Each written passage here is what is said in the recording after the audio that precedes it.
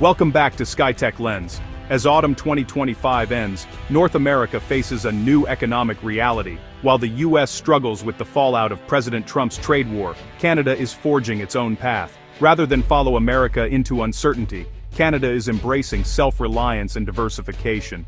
Tariffs and instability from its largest trading partner have forced Canada to rethink its future, protecting industries and workers. The once integrated North American auto sector is now a battleground, with tariffs disrupting supply chains. But Canadian leaders saw opportunity in crisis, reimagining the nation's role in the global economy. The Buy Canadian movement has surged, shifting consumer behavior and signaling a cultural and economic decoupling from the US. Beneath political debates, a consensus is growing. Canada's prosperity can't depend on the US.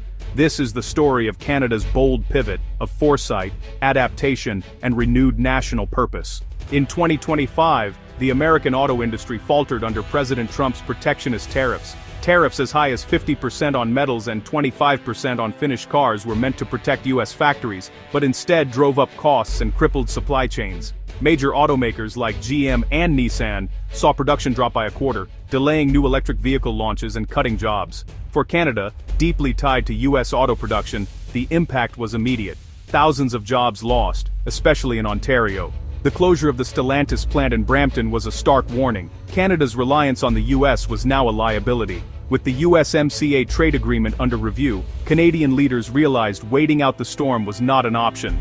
The American market, once a foundation, had become a source of instability. Canada needed a long-term strategy to reduce its economic dependence on its unpredictable neighbor. Facing US protectionism, Prime Minister Mark Carney led a strategic pivot toward economic sovereignty. The goal: reduce reliance on the US and build a resilient, self-sufficient economy. The Procure from Canada policy overhauled federal procurement, prioritizing Canadian jobs and production. Instead of chasing the lowest bid, the government focused on strengthening local supply chains and building domestic capacity. Ottawa encouraged firms, especially in auto parts, to diversify into new, high-growth sectors, offering support for retooling and retraining. The message was clear. Canada's future would be built on its own ingenuity and resources. Diplomatically, Canada pursued deeper trade and investment ties beyond the US, aiming to double non-US exports in a decade. This meant expanding agreements with the EU and forging new partnerships with stable, like-minded nations. The pivot was a whole-of-government effort to insulate Canada from external shocks. It marked a fundamental shift in how Canada approached its economic future. Canada's industrial transformation was championed by leaders like Flavio Volpe, head of the Automotive Parts Manufacturers Association. Volpe urged auto parts firms to stop waiting for Detroit and pivot to sectors like defense, aerospace, and medical tech. His pragmatic optimism inspired manufacturers to invest in new equipment and markets. Prime Minister Carney provided strategic discipline, focusing on policies like Procure from Canada. Carney's approach was to create economic facts on the ground, using government purchasing to nurture domestic champions. This policy gave businesses confidence to innovate and diversify. Carney's message: Canada can't control US politics, but it can control its own destiny. The government's actions created a stable demand for Canadian-made goods. Together, these leaders turned crisis into a roadmap for a stronger, more self-reliant nation. Canada's pivot from the US auto market sparked a wave of industrial innovation. Former auto parts makers are now thriving in advanced sectors: battery tech, defense, aerospace, and medical devices. The battery sector, fueled by global electrification, is booming with Canadian investment and international partnerships. Defense and aerospace contracts, prioritized for Canadian firms, are opening new markets at home and across NATO. Skills from auto manufacturing, robotics, metallurgy, quality control are powering new industries. The Procure from Canada policy is driving this transformation, ensuring government spending builds domestic capacity.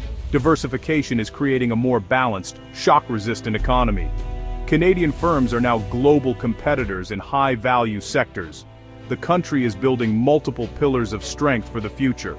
The trade war revealed a political divide in Canada's response to Trump. Ontario Premier Doug Ford took a defiant stance, refusing to back down from anti-tariff campaigns and banning US alcohol in provincial stores. Ford's populist approach resonated with workers angry over lost jobs, boosting his popularity. In contrast, Prime Minister Carney chose strategic discipline, avoiding public spats and focusing on policy. Carney's team believed quiet diplomacy and initiatives like Procure from Canada would protect long-term interests. His government dropped most counter-duties to encourage negotiation, not escalation. Ford rallied public anger. Carney worked behind the scenes to stabilize trade talks. These contrasting styles, one confrontational, one diplomatic, may have complemented each other. Ford gave voice to frustration, while Carney positioned Canada for a secure economic future. Together, they reflected the complexity of Canada's response to U.S. pressure. The U.S. trade dispute sparked a surge in Canadian pride and a powerful Buy Canadian movement. Grassroots support for local businesses has become mainstream, with consumers deliberately choosing Canadian products. The wine industry saw U.S. imports plummet while Canadian wineries boomed, a clear sign of economic patriotism. Canadians are also changing travel habits, with trips to the U.S. down by a third and domestic tourism on the rise. This shift is about more than economics. It's a cultural decoupling from the U.S. The Buy Canadian movement reflects a deeper understanding of the collective impact of individual choices. Consumer solidarity is now a foundation for economic resilience. The public's actions are reinforcing government strategy. Canada's new sense of unity is one of the most significant outcomes of the trade war.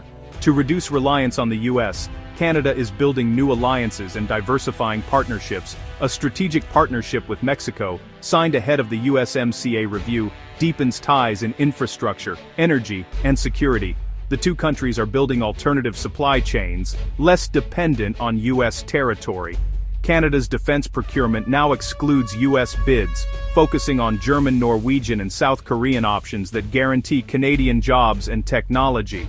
The South Korean bid includes co-investments in Canadian battery and LNG industries, turning defense spending into economic development. Canada is also leveraging EU agreements and preparing to compete for NATO contracts. These moves are part of a coherent strategy to create a web of global partnerships. Canada is positioning itself as a stronger, more independent nation. The events of 2025 mark a turning point for Canada.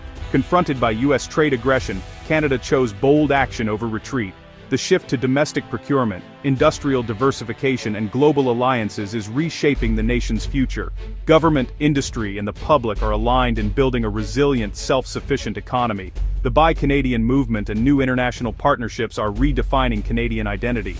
Canada's prosperity is no longer tied to U.S. politics but to its own innovation and unity.